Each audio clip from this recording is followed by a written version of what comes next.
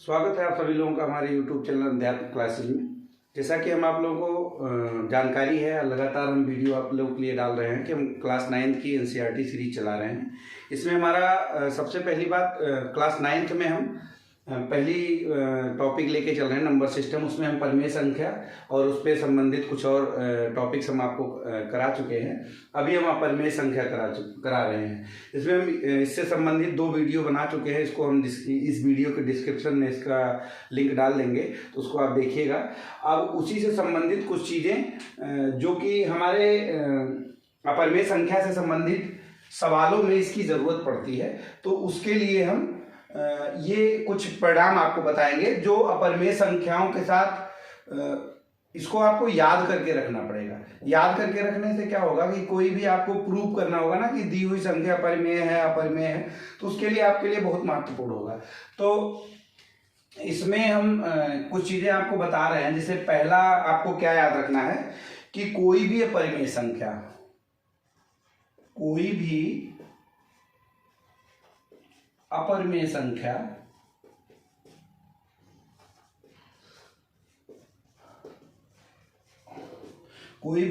संख्या यदि ऋणात्मक है,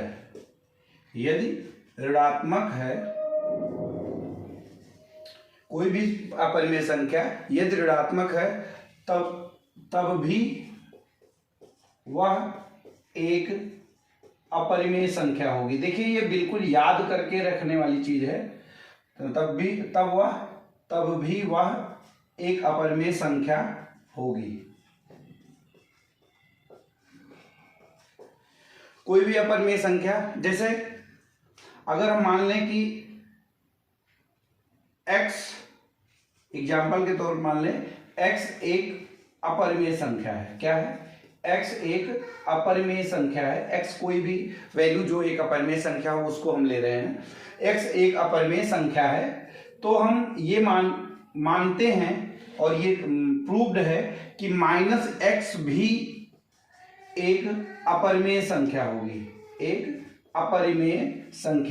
होगी, देखिए एक चीज और, हम पिछले वीडियो में आपको बताए थे और √2 को आपको प्रूव करके भी दिखाए थे कि अपरिमेय संख्या √2 कैसे होगी। तो उसको भी आप देख लीजिए, वो भी आपके एग्जाम्पल में आ सकता है कि माइनस कैसे अपरिमेय संख्या होगा। जैसे हम इसकी बात कर ले, जैसे √2 है, तो ये आपको पता होना चाहिए कि जो भी संख्या रूट में होगी उसके 2 मूल होते हैं। एक प्लस में √2 होगा और एक माइनस में √2 होगा। किसमें होगा? एक प्लस में √2 होगा, एक माइनस में भी √2 होगा। ठीक है, तो ये संख्या क्या होगी? ये दोनों संख्याएं क्या होंगी? अपरिमेय होंगी, चाहे वो माइनस में हो चाहे वो प्लस में। बस इसका कहने का मतलब यही है कि कोई भी अपरिमेय संख्या यदि ऋणात्मक हो तब भी वह क्या होगी? अपरिमेय संख्या होगी। चलिए दूसरी बात को हम बताते हैं। ये बिल्कुल याद करके रखने वाली चीज है। ठीक है, तो दूसरी चीज आप समझिएगा।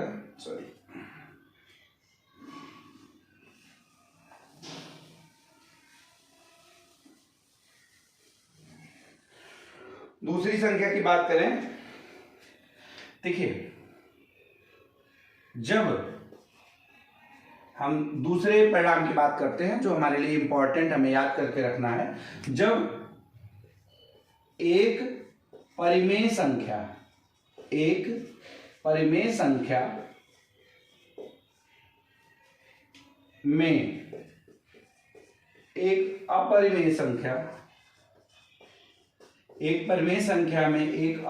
संख्या जोड़ते हैं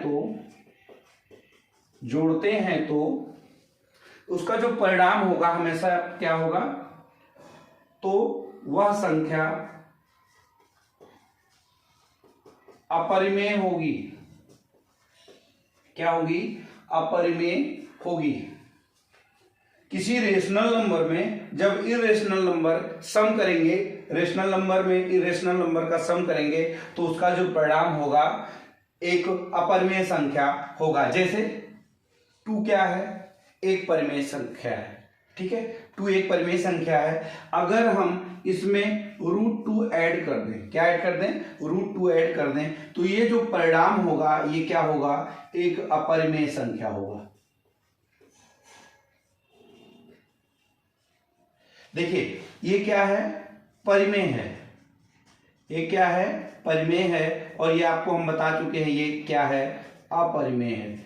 तो मैंने क्या लिखा है उसी चीज को हमने आपको गणितीय उदाहरण भी लिख के बता दिए। जब एक परिमेय संख्या में एक अपरिमेय संख्या को जोड़ते हैं तो संख्या अपरिमेय होती है। ये संख्या जो बनी है ये क्या है, अपरिमेय है।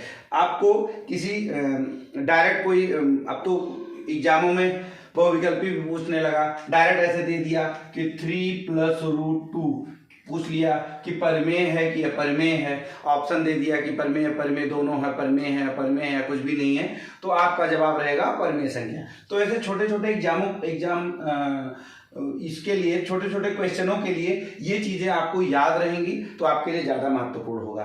चलिए तीसरे की बात करते हैं, तीसरे परिणाम की बात करते हैं जो हमारे लिए महत्वपूर्ण है एक अपरिमेय संख्या सिद्ध करने के लिए। एक अपरिमेय संख्या को सिद्ध करने के लिए ये परिणाम को याद करना आपको अत्यंत आवश्यक है ना। तीसरी की बात करते हैं, चलिए हम तीसरे की बात करते हैं। जब किसी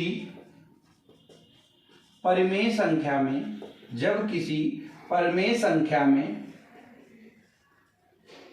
किसी अपरिमेय संख्या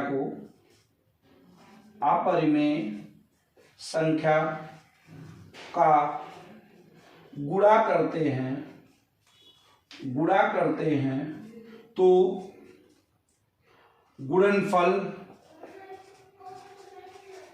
गुणनफल अपरिमेय होगा, गुणनफल अपरिमेय संख्या होगा। मेरी बात को आप समझिएगा कि जैसे हम अभी आपको बताए कि जब किसी परिमेय संख्या में अपरिमेय संख्या को ऐड करते हैं तो क्या होता है, उसका उत्तर अपरिमेय संख्या होता है। ठीक उसी प्रकार जब किसी परिमेय संख्या में किसी अपरिमेय संख्या का गुणा करते हैं तो गुणनफल अपरिमेय होगा। इसका एग्जाम्पल हम आपको ऊपर लिख देते हैं। जैसे अब सीधी सी बात है, 2 क्या है, एक परिमेय संख्या है, आपको पता है वह संख्या जिसको हम p/q के रूप में लिख सकते हैं उसको हम परिमेय संख्या कहते हैं। परिमेय संख्या को बेहतर पढ़ने के लिए हम इसकी वीडियो जो हम परिमेय संख्या का परिभाषा और चीजें बताए उसको हम इसके वीडियो के लिंक में डाल देंगे, आपको देखिएगा उसको, ठीक है।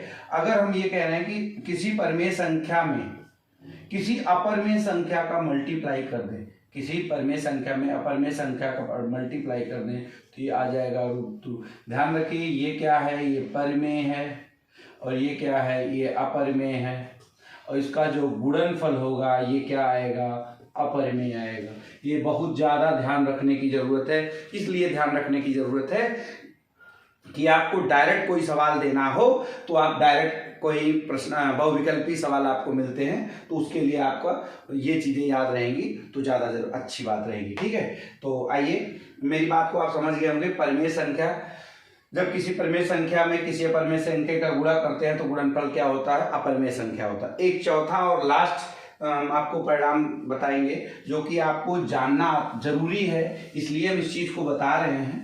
तो तीसरा और लास्ट चौथा हम आपको बताते हैं।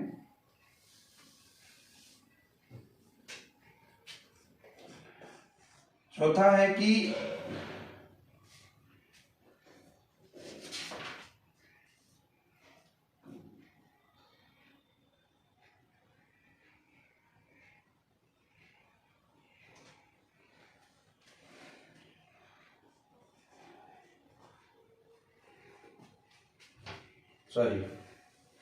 चौथा है कि जब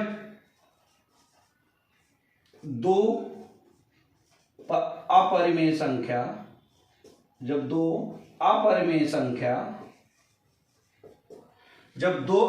संख्या का जोड़ना, घटाना या गुणा करना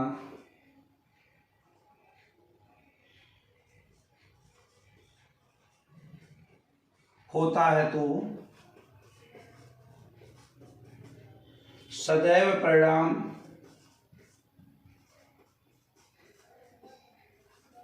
अपरिमेय नहीं होगा।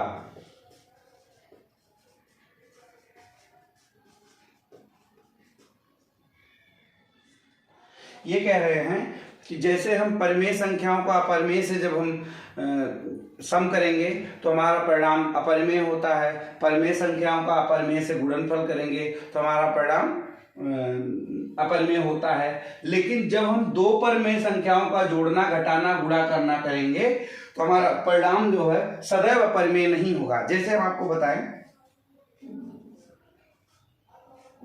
√3 क्या है? एक अपरिमेय संख्या। इसके दोनों मूल की बात कर लें। अगर हम कहें कि √3 में से √3 माइनस करेंगे, अब देखिए ये प्लस है, ठीक है, और ये माइनस है, इसका उत्तर क्या आएगा? शून्य आएगा। प्लस और माइनस का हमेशा घट जाता है तो उत्तर क्या आएगा? शून्य आएगा। और आपको पता है शून्य क्या है? एक परिमेय संख्या है। क्या है? एक परिमेय संख्या है। √3 क्या है? अपरिमेय संख्या है। देखिए मेरी बात मैं क्या समझाना चाह रहा हूं आपको कि जब दो अपरिमेय संख्या का जोड़ना, घटाना, गुणा करना हो तो सदैव परिणाम अपरिमेय संख्या नहीं होगा, लेकिन अपरिमेय हो भी सकता है। क्या? अपरिमेय हो भी सकता है, ठीक है। तो हमने आपको एक उत्तर दिखाया कि √3 में से √3 को माइनस करेंगे तो हमारा उत्तर क्या आ रहा है? शून्य आया। और शून्य क्या है? एक अपरिमेय संख्या है। इसी तरीके से हम दूसरा उदाहरण कर लें कि √3 में से √2 को माइनस करेंगे तो ये उत्तर क्या आएगा? अपरिमेय आएगा। मेरी बात जो मैंने यहाँ लिखी है उसको हम गणितीय रूप में आपको समझाए कि जब एक अपरिमेय संख्या में से दूसरी अपरिमेय संख्या को गुणा करेंगे, घटाएंगे, जोड़ेंगे तो जरूरी नहीं है कि सदैव परिणाम अपरिमेय संख्या है। परिमेय भी आ सकता है और अपरिमेय भी आ सकता है, ठीक है। तो उम्मीद करते हैं कि हम ये जो 4 परिणाम आपको बताए हैं, चारों परिणाम आपको समझ में आए होंगे और चारों परिणाम को एक बार आप याद कर लीजिएगा। याद कर लेंगे तो इससे संबंधित हम जितने सवाल आपको कराएंगे आपको समझ में आएंगे, ठीक है। तो उसका हम डायरेक्ट उत्तर भी लिख लेंगे तो भी आपको समझ में आएंगे। तो इसलिए इस परिणाम को आप याद कर लीजिएगा और हमारे साथ आप बने रहिए।